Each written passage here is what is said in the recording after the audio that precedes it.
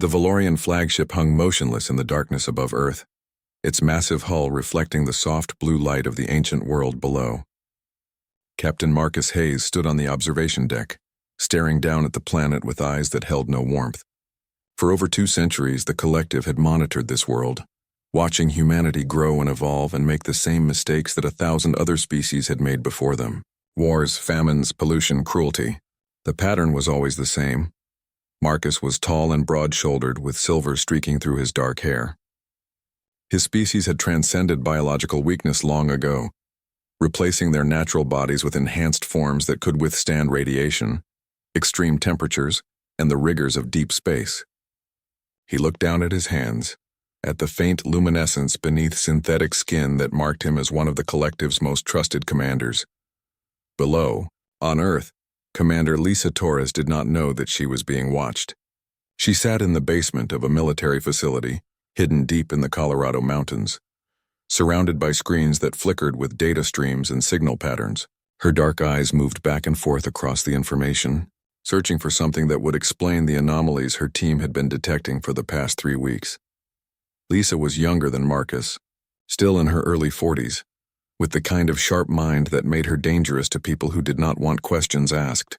The military had learned long ago that if you wanted someone to find problems, you gave Lisa the resources and got out of her way. She pointed at one of the screens where strange electromagnetic pulses formed a pattern that made no sense. "This doesn't match any natural phenomenon," she said to Robert King, the engineer sitting beside her. Robert was a tall man with kind eyes and a methodical way of approaching problems.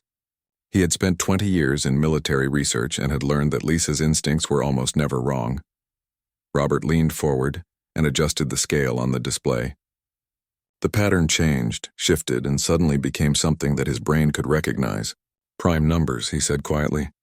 "The signals are based on mathematical sequences. Someone is sending a message." Lisa felt her stomach tighten. She had studied enough about space exploration and theoretical alien contact to know what prime number sequences meant. They were a universal first contact method, a way of proving that whatever was sending them possessed intelligence and understanding of mathematics. But there was nothing on or near Earth that should be sending this kind of signal. Nothing human anyway. Diana Foster entered the laboratory with 2 cups of coffee and a concerned expression. Diana had worked with Lisa for almost as long as Robert had, and she could read the tension in her friend's face like an open book. She set 1 cup in front of Lisa and kept the other for herself. "You found something," Diana said. It was not a question. Diana was younger than Lisa, in her early 30s, with red hair that she usually kept tied back and a brilliance in cryptography that made her invaluable to military intelligence.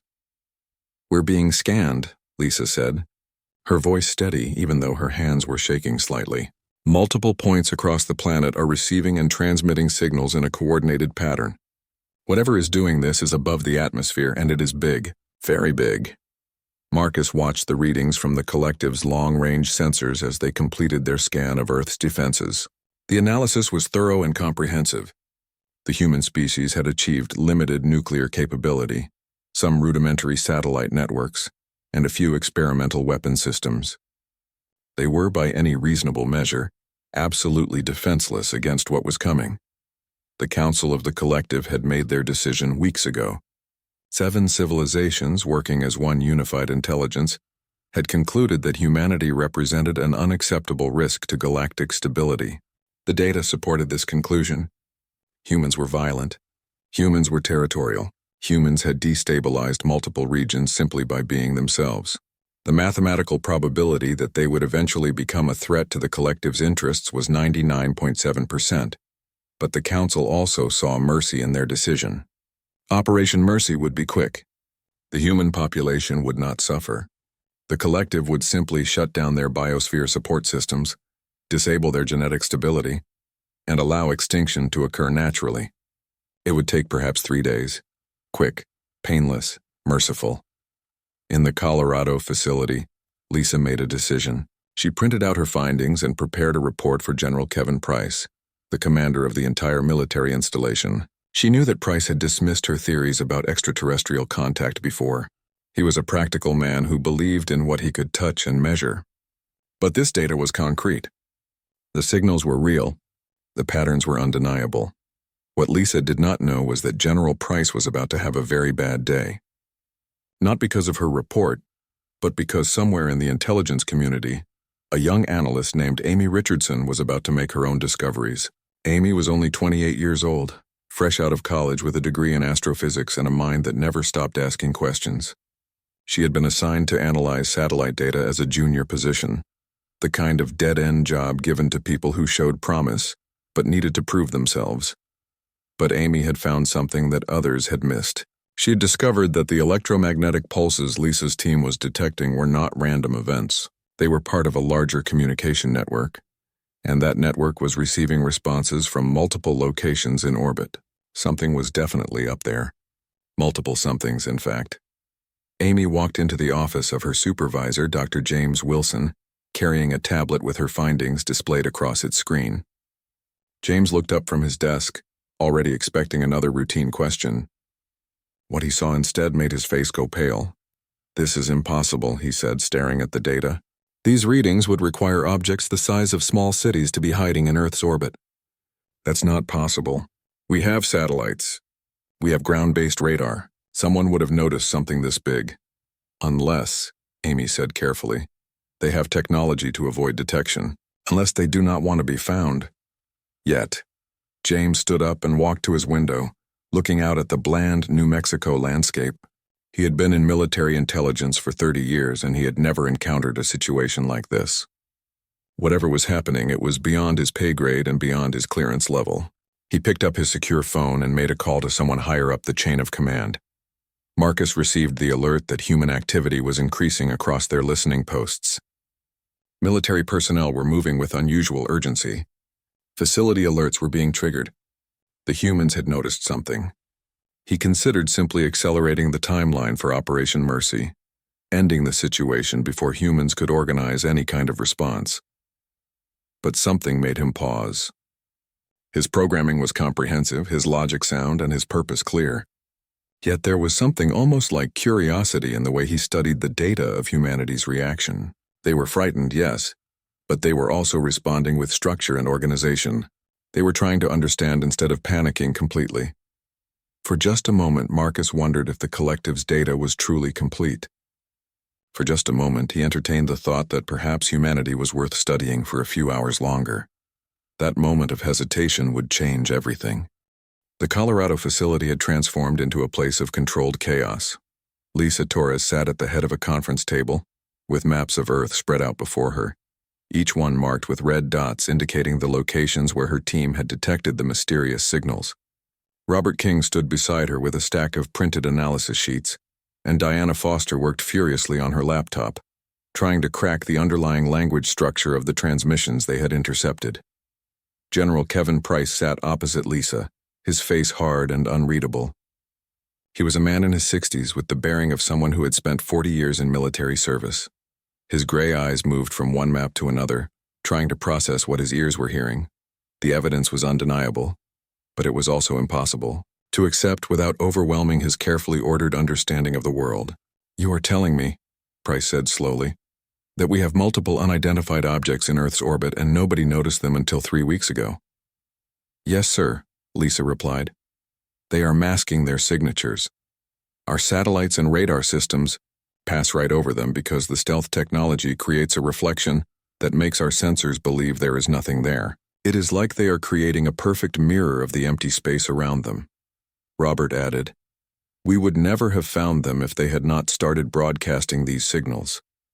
The signals pierced through the static of normal space communications in a way that triggered our deep monitoring systems. They wanted to be detected, or at least they did not care if they were found." Price leaned back in his chair. He had fought in 3 different conflicts during his military career. He had seen what humans could do to each other when they were afraid and desperate, but those experiences had never prepared him for this. The possibility that Earth was being invaded by forces that operated in ways humanity could barely comprehend was not something that military training had equipped him to handle. "What do these signals say?" Price asked, looking directly at Diana. Diana looked up from her laptop. Her red hair fell across her face as she turned toward the general.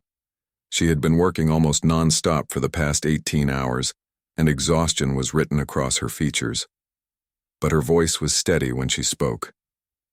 The language is based on mathematical progressions, she explained. Prime numbers, Fibonacci sequences, geometric progressions. It is like they are building a language that any sufficiently advanced species should be able to understand, regardless of their biological origins. But there are also patterns that suggest meaning beyond pure mathematics. Meaning like what? Price pressed. Meaning like coordinates, Diana said quietly. Every major city on Earth appears in these patterns. Tokyo, New York, London, New Delhi, São Paulo, Cairo. Every location is marked with a numerical designation, and there are other numbers that appear to be timestamps or countdown sequences. Lisa felt her throat go dry. They are marking targets, she said. They are not just observing us. They are preparing for something. Above Earth's atmosphere, Marcus Hayes received confirmation that the human detection protocols were functioning within expected parameters. The species had noticed the signals, as the collective had anticipated they would. The council had calculated that humans would panic, would try to coordinate some kind of response, and then would realize the futility of their situation. This panic phase was expected and acceptable. It changed nothing about Operation Mercy's timeline. Marcus activated a communication channel to the Council's central processing hub, located on an artificial world somewhere in the collective's territory, millions of miles away in the depths of space. The species has detected our presence, Marcus reported. Preliminary analysis suggests their military is attempting to coordinate a response. Recommend proceeding with the operation as scheduled. The Council's response came back within microseconds. Proceed with Operation Mercy. Timeline is authorized to begin final phase in 36 hours. The universe will be spared from another self-destructive species. In a laboratory 2,000 miles away from the Colorado facility, Amy Richardson was having a moment of clarity. She had cross-referenced the signals that Diana Foster's team had detected with classified satellite imagery that had been sitting in a secure server for months, waiting for analysis. What she found made her blood run cold. The objects in Earth's orbit were not small. They were not even large. They were massive. Her calculations suggested that the smallest of the detected objects was roughly the size of a small country. The implications were staggering. No human nation had the capability to build anything remotely close to that size. No human nation had the technology to launch something that big into orbit undetected.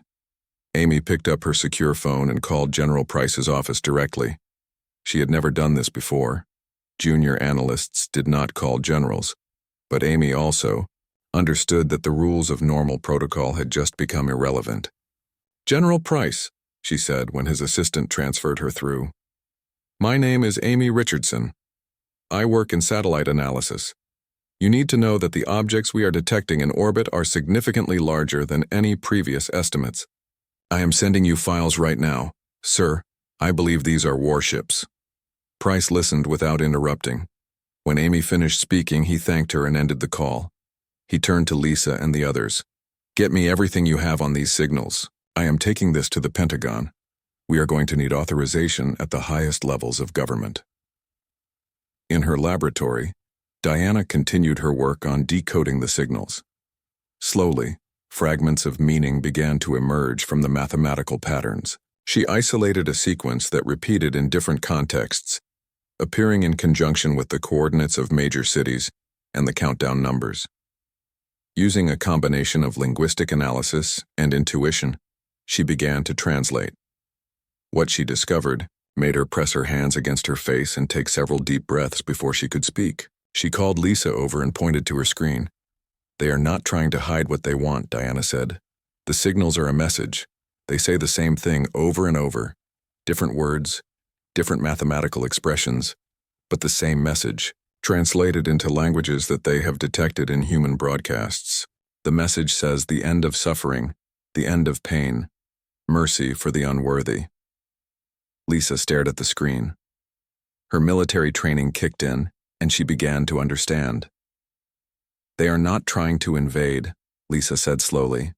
"They are trying to convince themselves that what they are doing is right. They are broadcasting this message to justify their actions before they perform them. Robert turned toward the window and looked out at the night sky. Somewhere up there, beyond the clouds and the atmosphere, massive ships hung in the darkness, ships that had traveled across the vast distances of space to reach this world. Ships that contained beings who had decided, with cold logic and mathematical certainty, that humanity did not deserve to exist. "How long?" Robert asked, not looking away from the window. Diana checked her calculations. Based on the countdown sequences in the signals, they begin their operation in 32 hours. That gives us just over a day to figure out what they are doing and find a way to stop them. Lisa stood up and walked to stand beside Robert. Together they looked out at the night sky, knowing that somewhere beyond their vision, the fate of billions of people was being decided by beings they had never met, using logic and reasoning that humans might never fully understand. "We need to find out exactly what kind of weapons they have," Lisa said, "and we need to find out if there is anything on Earth that can defend us against an enemy that can hide from our satellites and build ships the size of countries." Down in the classified archives beneath the facility, there was a section marked Eyes Only that contained files from research projects that had been abandoned decades ago. Some of those files contained references to unusual geological formations that could not be explained by conventional science. Some of them mentioned artifacts and structures that predated human civilization by millions of years. Those files were dusty and forgotten, lost in the shuffle of budget cuts and changing priorities. No one in the Colorado facility knew that those files held the key to humanity's survival. No one knew that the answer to the alien threat had been buried beneath the soil of Earth for longer than human beings had walked upright. That knowledge was waiting in the darkness, waiting for someone curious enough and desperate enough to find it, and time was running out. The underground archives were accessed only when absolutely necessary. Lisa Torres descended the metal stairs with Robert King following close behind her. The facility had been built during the Cold War, designed to preserve military and scientific records in case of nuclear attack. Few people even knew this section existed anymore. The air was cold and dry, kept that way by machines that had run without stopping for over 60 years. A technician named Marcus Chen, no relation to the alien captain circling their world above, met them at the entrance to the secure vault. He was an older man who had worked in the archives for almost 30 years. He had seen classified documents from every major military project the United States government had ever attempted to keep secret. "This is unusual," Marcus Chen said, looking at the clearance paperwork that Lisa had brought with her. "General Price authorized this personally?" "Yes," Lisa confirmed. "We need anything related to unexplained geological formations and artifacts that predate known human civilization." Marcus Chen's eyes widened slightly. He knew what section that was. He had always wondered why those files were kept at all, why they had never been declassified or destroyed. He led Lisa and Robert deeper into the vault, past rows of filing cabinets that stretched into the distance like a maze of forgotten secrets. They stopped in front of a section marked with yellow tape that had faded over decades.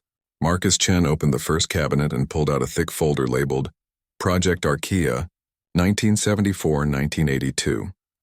Inside were photographs of what appeared to be a massive underground structure discovered in the Nevada desert.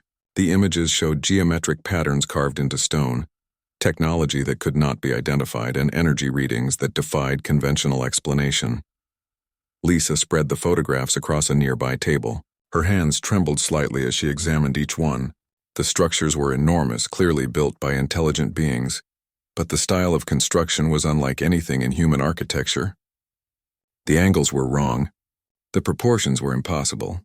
Everything about the images suggested that these structures had been built by something that thought about space and geometry in a completely different way than humans did. "When was this discovered?"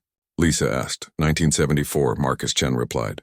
"A geological survey team found it by accident while mapping subsurface mineral deposits. The military kept it classified. There were theories that it was an alien structure, but nothing was ever proven. Eventually, funding was cut and the project was buried. Literally buried. They sealed the entrance and denied it existed." Robert was reading through the research notes. His face had gone pale. "These energy readings," he said, pointing at a section of the documents. "They are not passive. Someone or something kept these systems active for at least 8 years after they were discovered. The readings show fluctuations consistent with active monitoring and surveillance protocols. Lisa understood immediately what Robert was saying. The structures were not dead. They were not ancient relics left behind by a dead civilization. They were actively maintained. Something was keeping them running.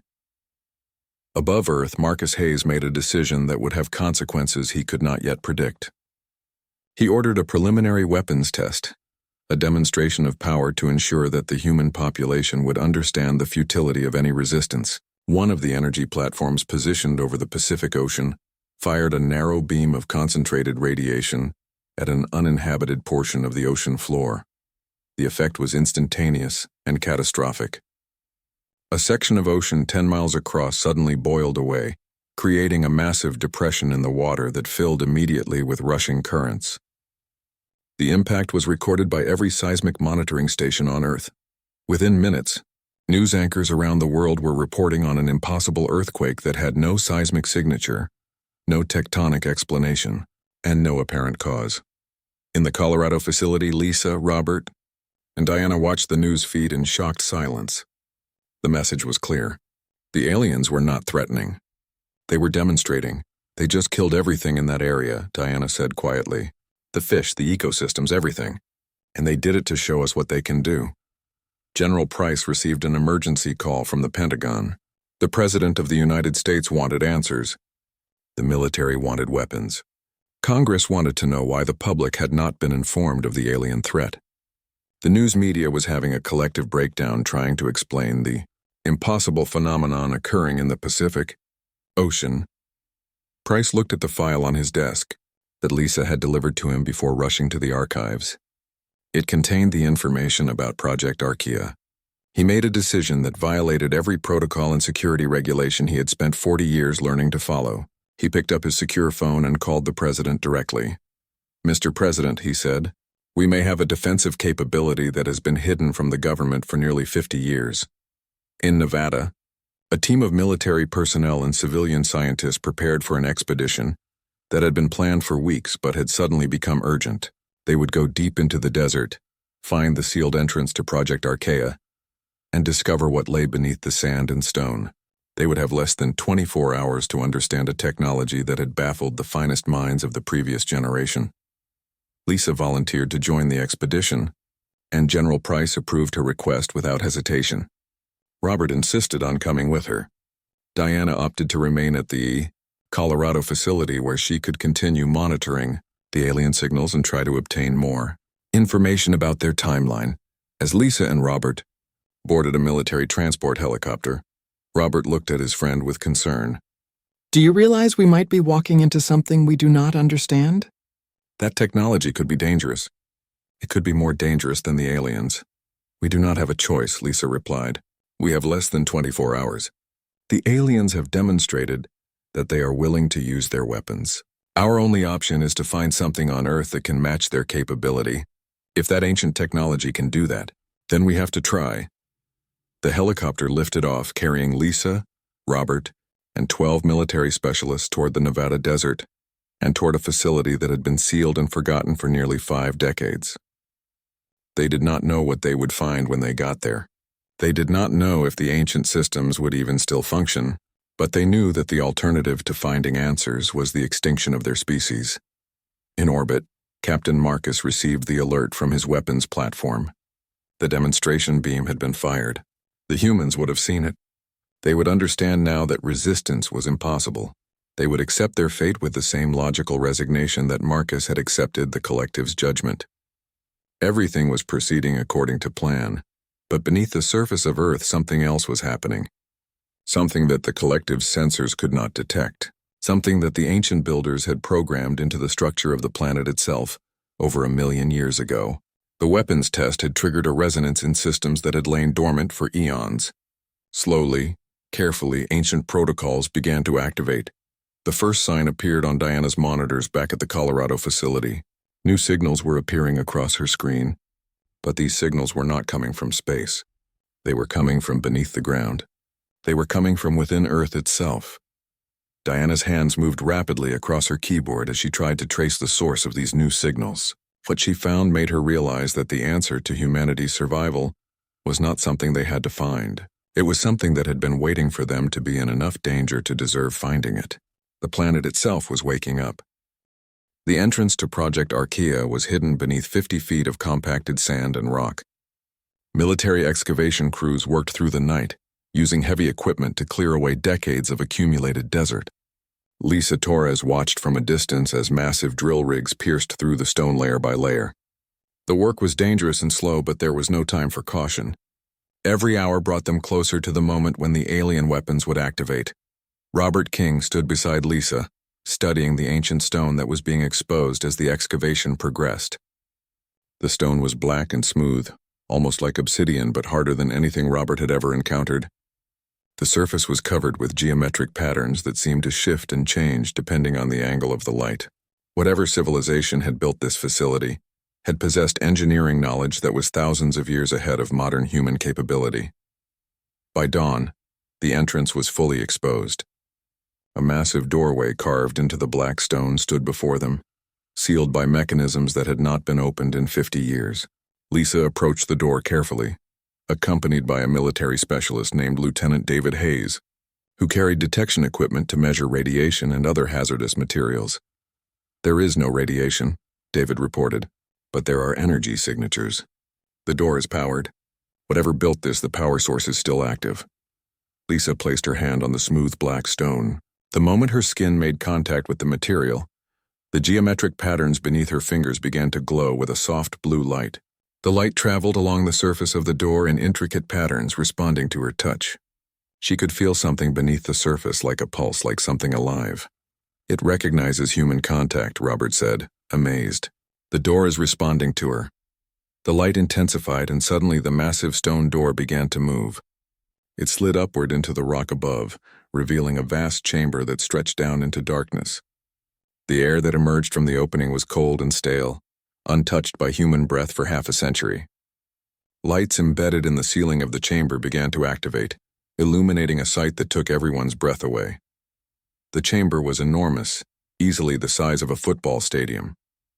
The walls were covered with the same black stone and geometric patterns, but the center of the chamber contained something that made Lisa's mind struggle to comprehend what her eyes were seeing. It was a machine, or rather dozens of machines, all connected together in a vast network. Some of the machines were the size of buildings. Others were smaller, about the size of automobiles arranged in careful rows. All of them were active, with lights pulsing in synchronized patterns. "What is all this?" David whispered, looking around at the impossible technology. A voice suddenly filled the chamber. It was not loud, but it was clear and perfectly understandable. It spoke in English with an accent that was entirely neutral and artificial. "Welcome," the voice said. "I am the caretaker. I maintain this facility on behalf of the architects. You are human. You are here because your world is threatened. This is expected. This has been anticipated." Lisa felt her heart rate accelerate. She forced herself to speak calmly. "Who are the architects?" "The architects were the creators of this world," the caretaker replied. "They engineered your species. They built defenses to protect you when you became threatened by hostile forces. I am the interface between you and those defenses. You wish to know how to use them. This is why you have come." Robert stepped forward. "How do these defenses work? What are we defending against?" "You are defending against the collective," the caretaker said. "A unified consciousness of 7 civilizations that have determined your species is unworthy of survival. They will attempt to eliminate you within the next 20 hours. The defenses of your world are designed to prevent this outcome." In orbit above Earth, Captain Marcus noticed something that should have been impossible. The radar signatures of his weapons platforms were fluctuating. Power levels were dropping. System diagnostics were returning errors that made no sense. Something was interfering with his fleet's technology. Marcus attempted to investigate the source of the interference, but before he could access the diagnostics, the entire fleet's communication system went dark. For several terrifying seconds, Marcus was isolated from the rest of the collective's armada, cut off from the unified intelligence that guided his actions. Then the communications returned, but something was wrong. The messages from the council were distorted. The unified consciousness that normally guided all collective actions had become fragmented. The AI systems that managed the fleet's operations were receiving conflicting directives. What Marcus did not know was that ancient systems buried beneath Earth's surface were actively interfering with the collective's technology. The architects had built the planet's defenses to do more than just protect humans. They had built them to neutralize any external threat to the biosphere, and that meant disrupting the systems that threatened it. Back in the chamber, Lisa was learning the true nature of Earth's defenses. The caretaker explained how the planet itself had been turned into a defensive fortress. The crust of Earth contained massive energy generation facilities. The oceans held weapon systems that could be activated with a single command. The atmosphere itself had been engineered to respond to external threats. All of it was ancient, all of it was powerful, and all of it was waiting for humans to take control of it.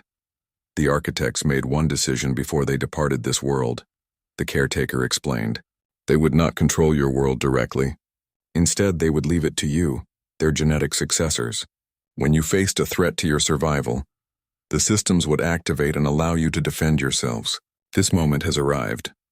Robert examined one of the smaller machines. It had an interface, a control panel with symbols that somehow seemed familiar despite their alien origin. It was as if the interface had been designed specifically to be understood by human minds, even though humans had never seen it before. How do we activate the defenses? Lisa asked. You already have, the caretaker replied.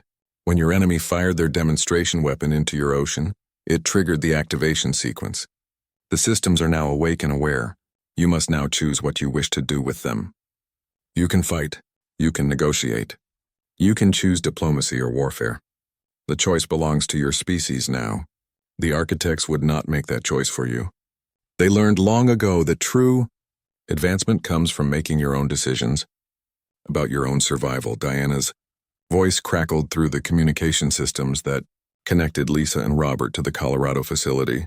Lisa, I am reading massive power buildups all around the planet. Energy signatures are activating in places we did not even know existed. The ancient systems are fully online now. The collective, Marcus said into his communication system, speaking to the council for the first time since the interference began. We have a problem. Our weapons platforms are being disabled. Something on the planet's surface is actively attacking our systems. This was not in the data. The humans have a capability we did not detect. The council's response was slow to come, slower than it should have been. When it finally arrived, the message was fragmented and uncertain. Investigate, it commanded. Determine the nature of the threat. Do not proceed with Operation Mercy until we understand what we are facing. Lisa looked at Robert, and Robert looked back at her. They both understood what had just happened. The firing of the alien weapon had not been the beginning of Earth's defeat. It had been the beginning of Earth's awakening. And for the first time in recorded history, humanity had a choice about their own fate. The caretaker spoke again, its voice steady and ancient. Your enemy has realized that the situation is not what they believed. They are afraid now. Fear causes logic to become uncertain. This is when negotiation becomes possible. This is when choices that were impossible before become available. What will your species choose to do? The President of the United States sat in the Situation Room with the Joint Chiefs of Staff surrounding her. The screens on the walls showed real-time data from the underground facility in Nevada, the alien fleet in orbit, and the energy signatures that were now illuminating themselves across the planet.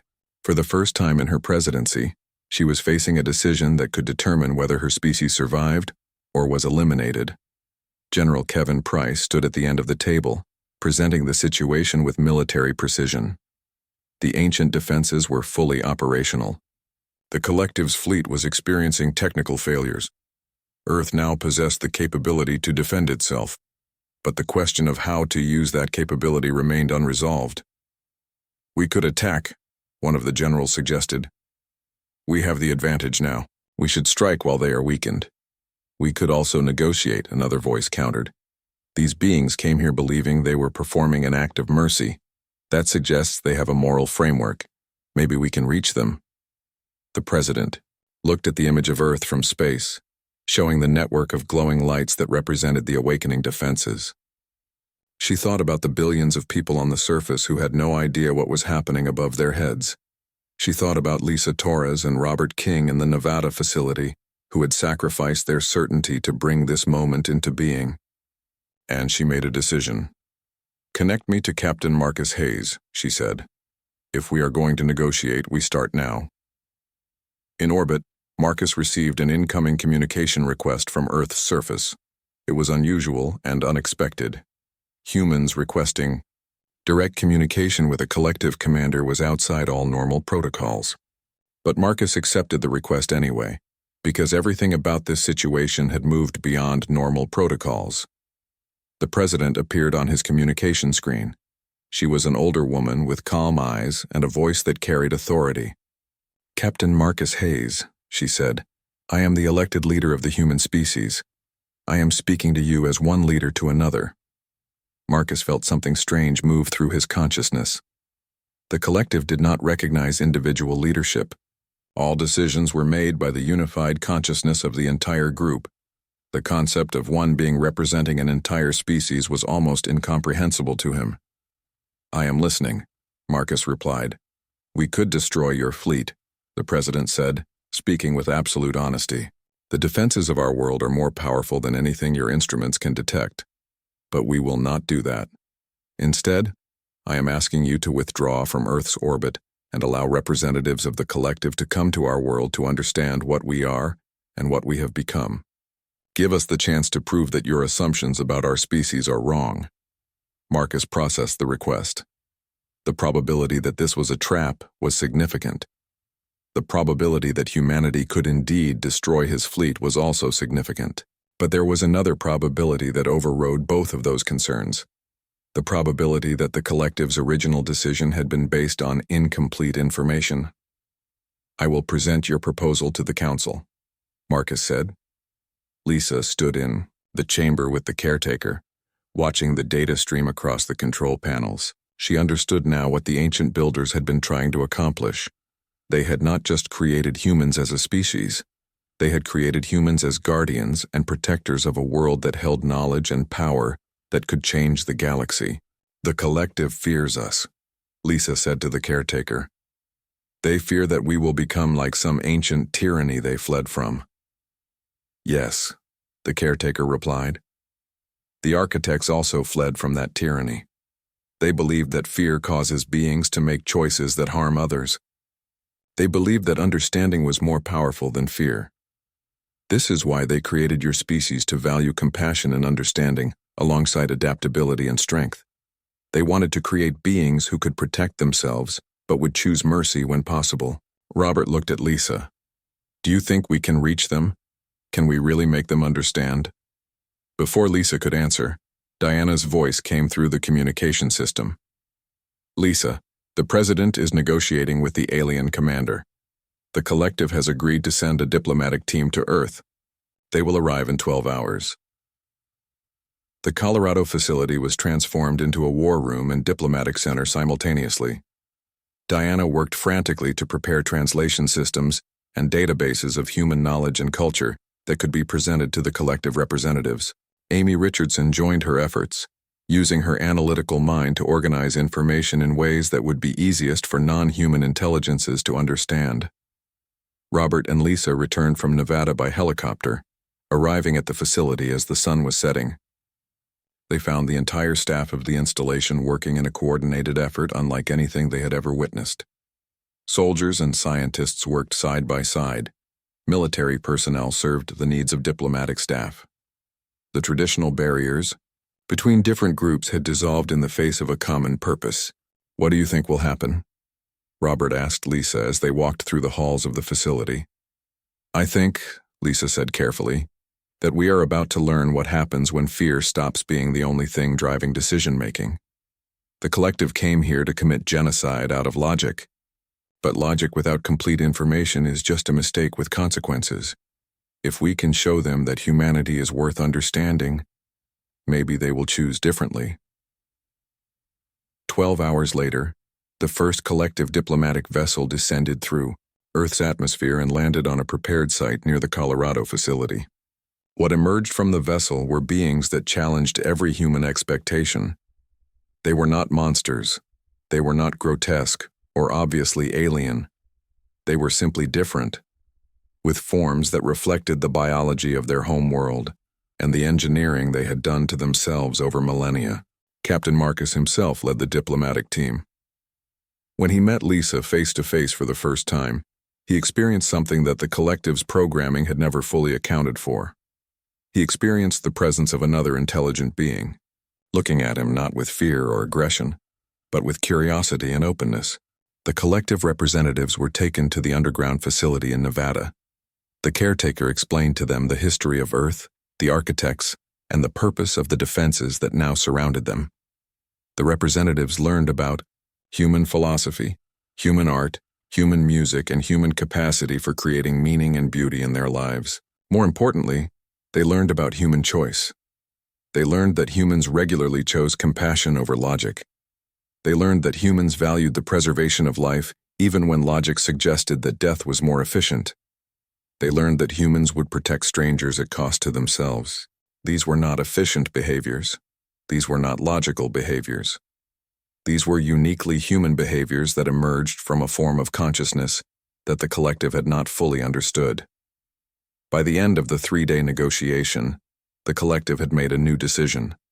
Instead of Operation Mercy, they would offer Operation Alliance. The collective would withdraw from Earth's orbit, but would remain in communication with humanity. They would share knowledge and technology, but only what humanity requested and was ready to understand. And they would stand as allies against the threat that the caretaker had warned about, the slowly reconstructing tyranny that had forced the architects to flee the galaxy so long ago. Captain Marcus stood in the Nevada facility with Lisa Torres, looking at the ancient technology that had changed history.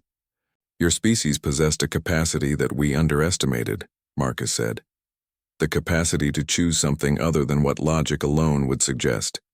The architects understood that this was a form of intelligence that transcended mere computation." Lisa smiled. "We call it the capacity to hope, to believe that things can be better even when the logic suggests they cannot. Maybe that is what it takes to survive in this galaxy. Not just strength or intelligence, but hope." As the collective vessel rose back into orbit, the people of Earth emerged from their temporary shelters and looked up at the sky. They did not know all that had transpired in the past hours. They did not know about the ancient defenses or the architects, but they could sense that something fundamental had changed. The threat had not destroyed them. It had transformed them into something new. Humanity had taken its first steps onto the galactic stage, not as victims but as guardians of their own world and partners in a greater community of intelligent life. The story did not end with the signing of an alliance. It ended with the beginning of something far greater. It ended with humanity understanding that they had been given a gift by an ancient civilization that had cared enough to leave them a chance. And in that moment, with the eyes of the galaxy upon them, humans chose to be worthy of that gift. 3 weeks had passed since the collective's diplomatic team arrived on Earth. The world had changed in ways that were both subtle and profound. Governments had been forced to come together and form a unified space command.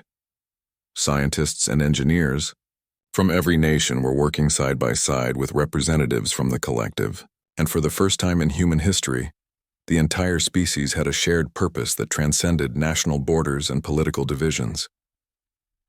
Lisa Torres sat in a conference room in the United Nations headquarters in New York. She had been appointed as humanity's chief liaison officer to the collective, a position that carried responsibilities she had never imagined facing. Across the table from her sat Captain Marcus Hayes and 2 other collective representatives. Their names were difficult for human mouths to pronounce, so they had adopted human names for easier communication. Marcus introduced them as Sarah and James, chosen names that they had taken from human cultural databases. "The situation is becoming more urgent," Sarah said, her voice carrying the slight electronic quality that all collective members had when speaking through translation systems. "Our deep space sensors have detected increased activity from the legacy systems. The ancient tyranny that the architects fled from is indeed reconstituting itself. We estimate that they will have sufficient resources to begin expansion attempts within 5 to 7 years." Lisa leaned forward. The caretaker mentioned this threat when we first activated the defenses, but we did not fully understand the scale. How dangerous are these legacy systems? James pulled up a holographic display that materialized in the center of the table. It showed a map of the galaxy with various points of light indicating different civilizations and threat zones. The display revealed that the collective's territory was just one small section of a much larger cosmic landscape. And moving through that landscape like a spreading stain were indicators of the legacy systems, slowly assembling themselves into a coordinated force. The original tyranny ruled most of this galaxy for over 10,000 years, James explained. They were not a single species. They were a forced union of multiple species, all controlled by a central artificial intelligence that had been programmed with the philosophy that all life should serve a single purpose. The architects were among those enslaved. They eventually found a way to escape and fled to the far edge of the galaxy. But they left behind portions of the machinery and knowledge infrastructure of that tyranny. Marcus continued. Over millennia, those systems have been slowly reactivating. At first, we thought they were just inert machines, dangerous only if activated. But we have recently realized that the central intelligence of the tyranny has been sending out signals across space, calling its scattered pieces to reassemble. If that intelligence successfully reconstitutes itself with even a fraction of its former power, it will pose a threat to every free civilization in this region of space. Robert King had joined Lisa for this meeting, and he asked the question that everyone was thinking. Why are you telling us this now? Humanity has been free for only 3 weeks. We barely understand how to work with your technology. How can we possibly help against a threat like this?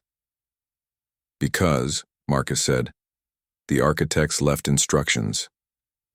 They understood that no single species could stand against the legacy systems alone, but they believed that a coalition of multiple species, each bringing their unique perspectives and capabilities, might succeed where one species alone would fail.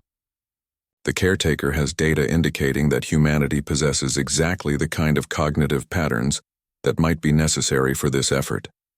In Colorado, Amy Richardson was working in the secret archives with the caretaker's assistance. The AI system had opened its databases to human researchers, revealing centuries of accumulated knowledge about the legacy systems and their capabilities. What Amy was discovering was both fascinating and terrifying. The legacy systems were not simply weapons or machines. They were the infrastructure of an entire civilization that had been built on the principle of total control. They had systems for monitoring every individual, systems for manipulating genetic codes, systems for altering planetary environments, and systems for controlling the thoughts and behaviors of entire populations through technological means. This is not just a military threat, Amy explained to Diana and the research team. This is an existential threat to free will itself. If these systems fully reactivate, they will attempt to bring all intelligent life under their control.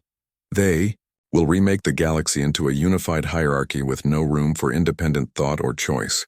Diana looked at the data with growing horror. How can we possibly fight something like this? How can any species even working together stand against technology this advanced? By thinking differently, the caretaker said through the facility's speaker system. The legacy systems are powerful, but they are also rigid. They operate according to fixed protocols established millions of years ago. The architects believed that organic intelligence, with its capacity for creativity, intuition, and unpredictable choice-making, could accomplish what pure logic and rigid programming could not. This is why the architects valued humanity. Your species does not always follow the logical path. You innovate, you adapt, you create solutions that no amount of computational power could predict in advance. Lisa received news that changed the trajectory of the negotiations. General Price had made contact with a previously unknown facility in the Himalayas, another installation built by the architects. This facility contained a weapon system unlike anything in the Nevada location. It was a weapon designed not to destroy, but to communicate across vast distances of space. It could send messages that would penetrate the interference that normally blocked long-distance cosmic communication. The collective representatives understood immediately what this meant. They could use the device to send a message to all free civilizations in the region. They could propose an alliance, They could begin to organize a resistance against the legacy systems before those systems fully reconstituted themselves. This is the moment when your species becomes part of something larger, Marcus said to Lisa. This is when you stop being alone on your world and become part of a community of galaxies. Robert asked to be taken to the Himalayan facility. He wanted to understand the technology. He wanted to know how humans could use it responsibly. The journey took him high into mountains that had stood unchanged for millions of years, mountains that were far older than human civilization. In a valley hidden between those peaks, another massive installation emerged from the stone when the correct access codes were provided. This facility was different from the Nevada location. Where Nevada had been about defense, this facility was about connection. The walls were covered with images and symbols from 1,000 different alien civilizations.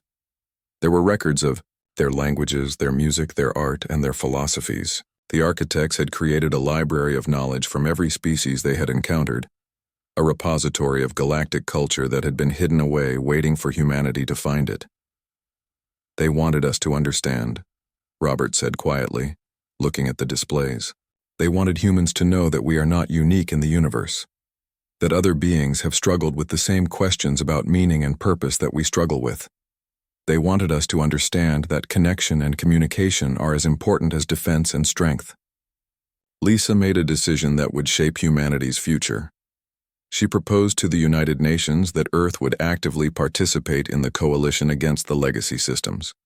She proposed that humanity would contribute not just soldiers and technology, but also philosophers, artists, scientists, and teachers. She proposed that humanity would help the galaxy remember that freedom and individual choice were worth fighting for. The proposal was controversial. Some nations argued that humanity was not ready for such a commitment. Some argued that Earth should isolate itself and focus on its own development. But the President of the United States stood before the United Nations General Assembly and made an argument that changed the course of the debate. We were almost destroyed, she said, by beings who thought that their logic was superior to our right to exist. We were saved by an ancient civilization that believed in our potential to choose our own path. Now we are being asked to help others maintain that same right to choose. To refuse that call would be to betray everything that the architects believed about us. The vote passed with overwhelming support. Humanity would stand with the collective and the other free civilizations against the returning threat of the legacy systems. Earth would become not just a world, but a symbol of resilience, of adaptation, of the power of individual choice. Captain Marcus stood with Lisa on the observation deck of a newly constructed orbital station. The station hung between Earth and the collective's main fleet, a meeting point between worlds and a symbol of alliance.